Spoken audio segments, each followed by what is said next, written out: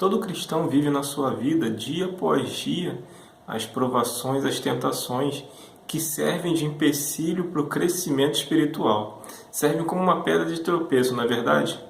Então é sobre isso que nós vamos falar hoje na nossa EBD, que é com o tema Lutando para Crescer. Pegue a sua Bíblia e vamos estudar a Palavra do Senhor.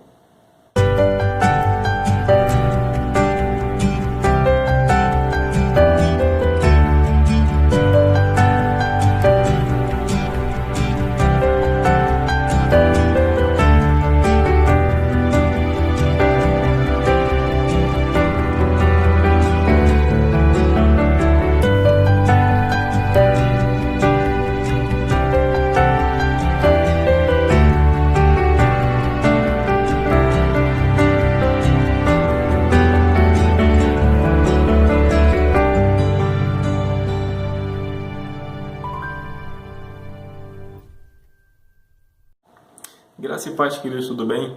Espero que esteja tudo bem com você. É um prazer tê-lo novamente nessa nossa EBD, onde que nós vamos falar sobre o crescimento espiritual e vamos falar um pouco da tentação, que serve como uma pedra de tropeço para a nossa vida, né?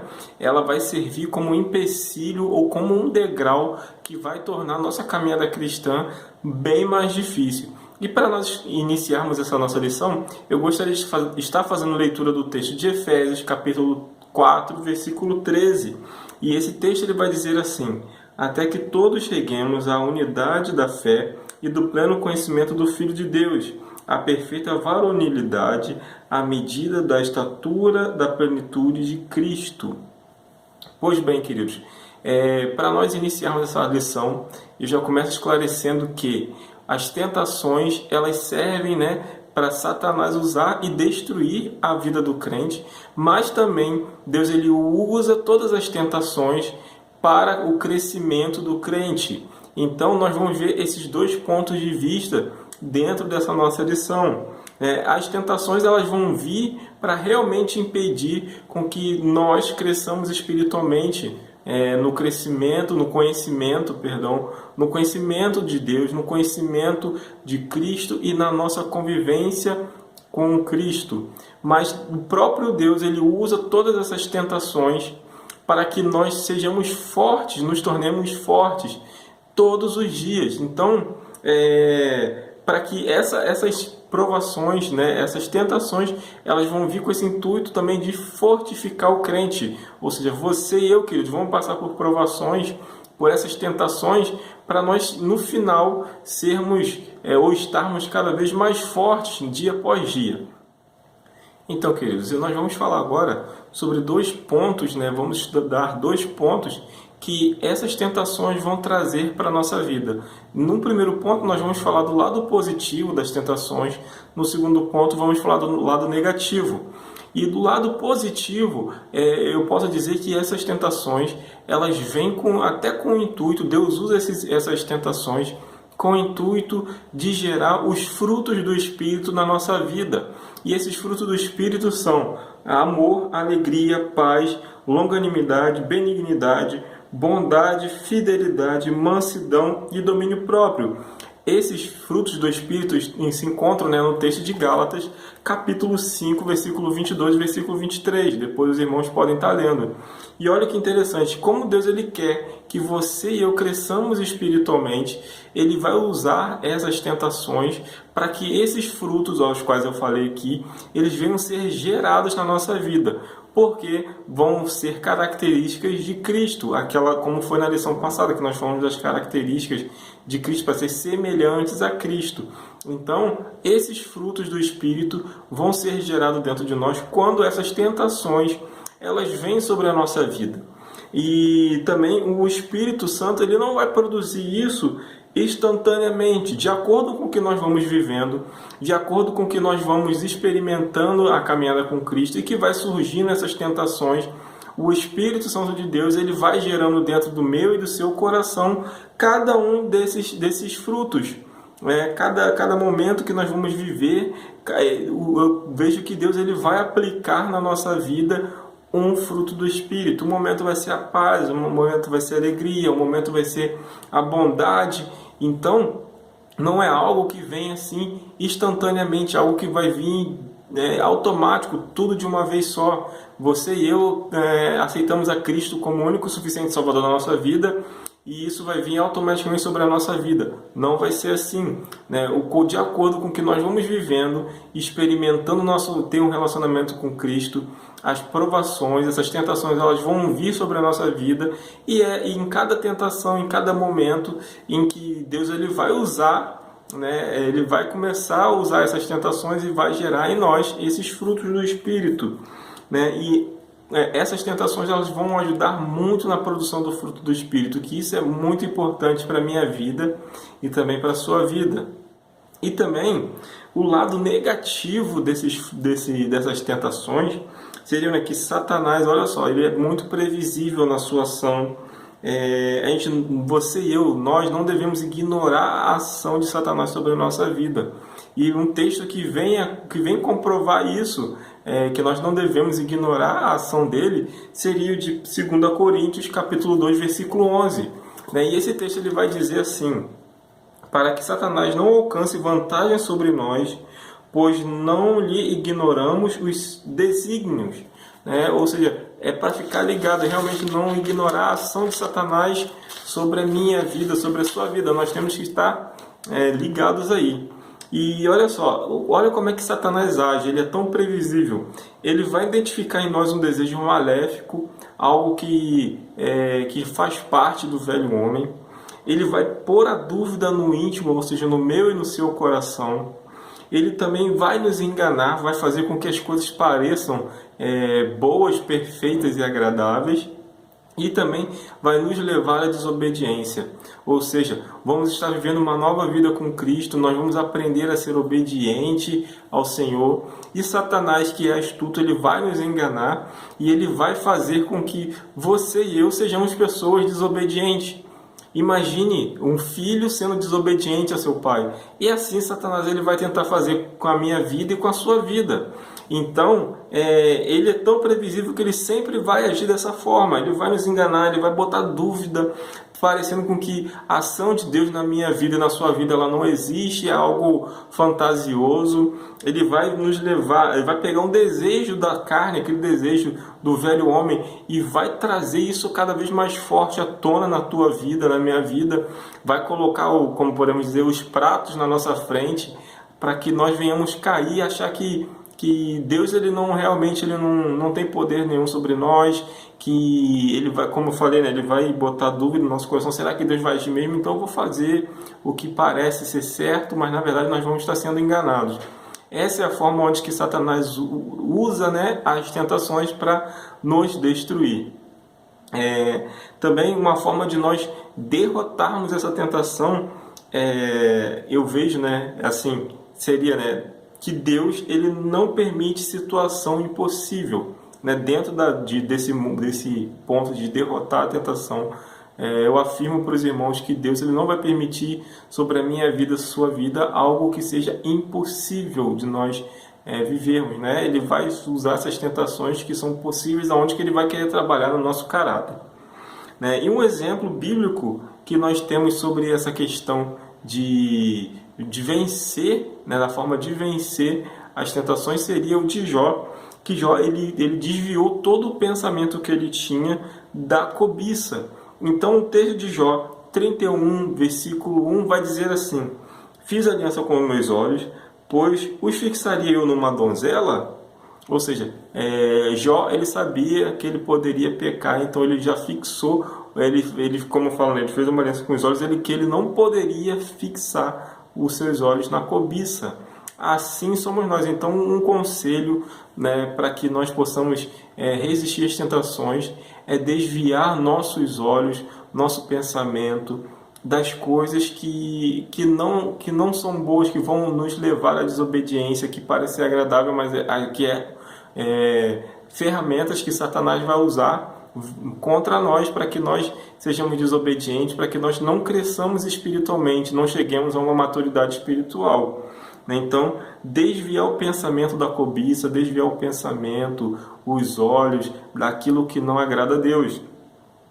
O salmista também, ele orou a Deus pedindo que os seus olhos não vissem a vaidade. E esse texto é o de Salmo 119, versículo 37.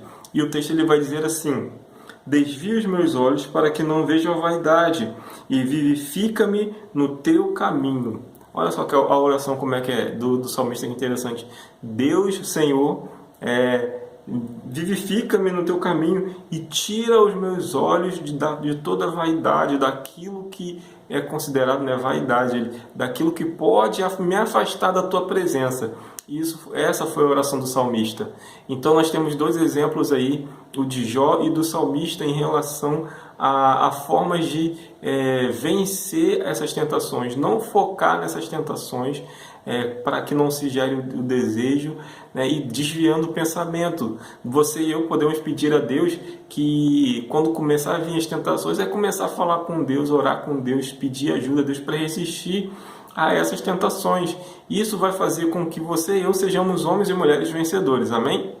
Então, também nós devemos buscar apoio. Você e eu buscar apoio de uma pessoa que possa realmente nos ajudar a crescer espiritualmente, a chegar à maturidade espiritual, aonde que nós vamos chegar em momentos da nossa vida que vamos tirar de letra essas tentações e resistir realmente às tentações.